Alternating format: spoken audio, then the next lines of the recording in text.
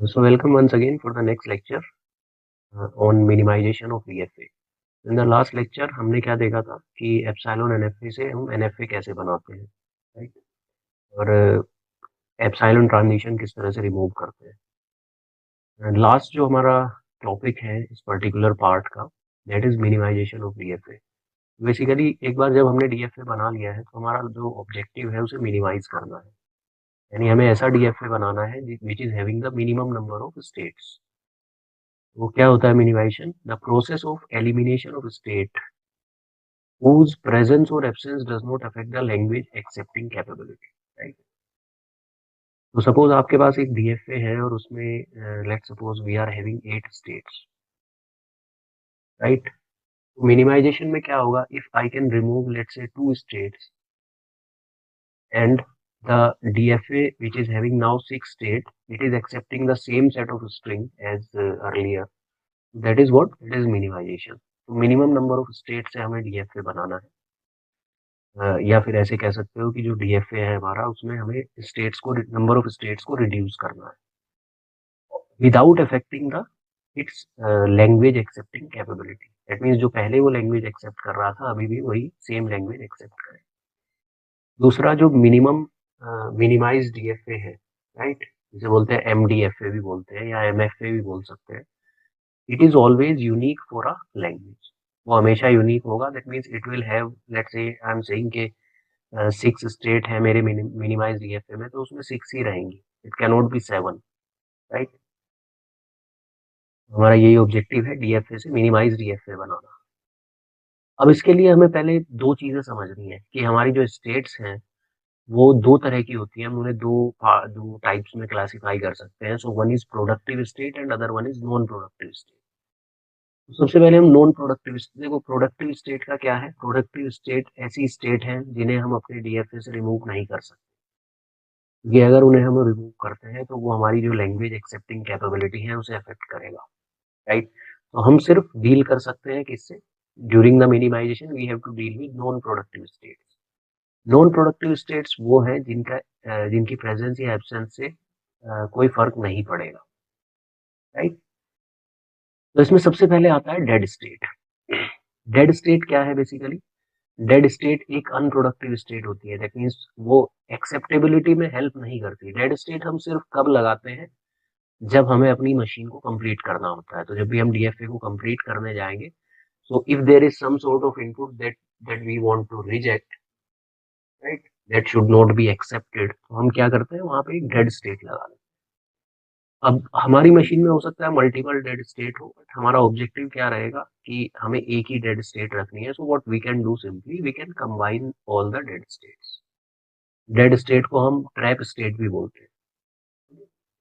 दूसरा आता है हमारा अनरीचेबल स्टेट।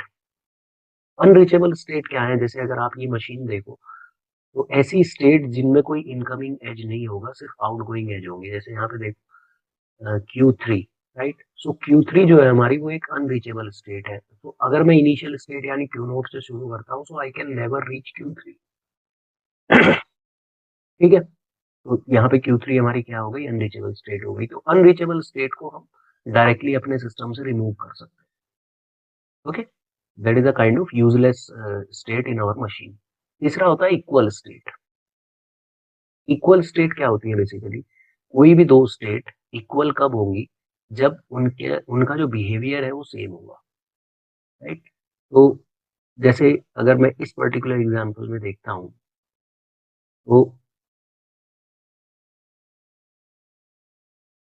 जैसे है ना, ये मशीन है। तो इस मशीन में two states are said to be equal. अगर हम बाय द डेफिनेशन जाए, if for any possible string transition from both the state reaches to either final state और नॉन फाइनल स्टेट।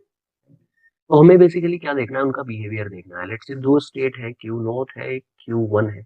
उनका बिहेवियर सेम है। Behaviour in the sense कि 0 पे they are behaving in the same way. Let's say they are going to some non final state, and 1 पे भी they are behaving in the same way. So on all possible inputs, if they are behaving in the same way, then such kind of states are called as equal state. अब equal state को हम क्या कर सकते हैं? We can merge equal state into a single state. तो इसके लिए एक मेथड क्या हो सकता है? See what we are doing here.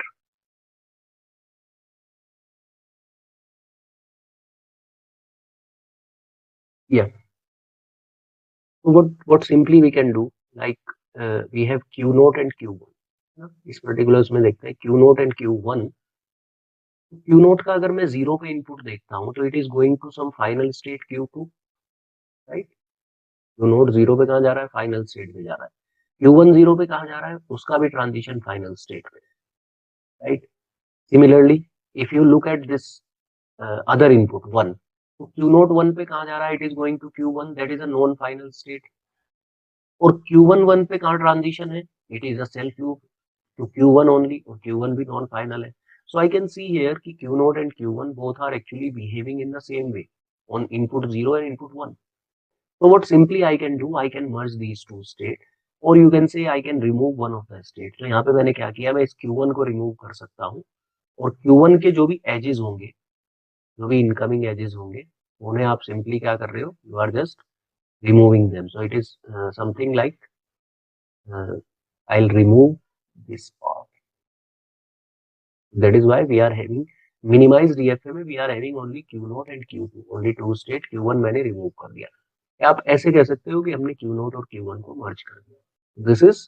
Uh, this is one way of. तो इस तरह से भी हम कर सकते हैं टेबल बना के.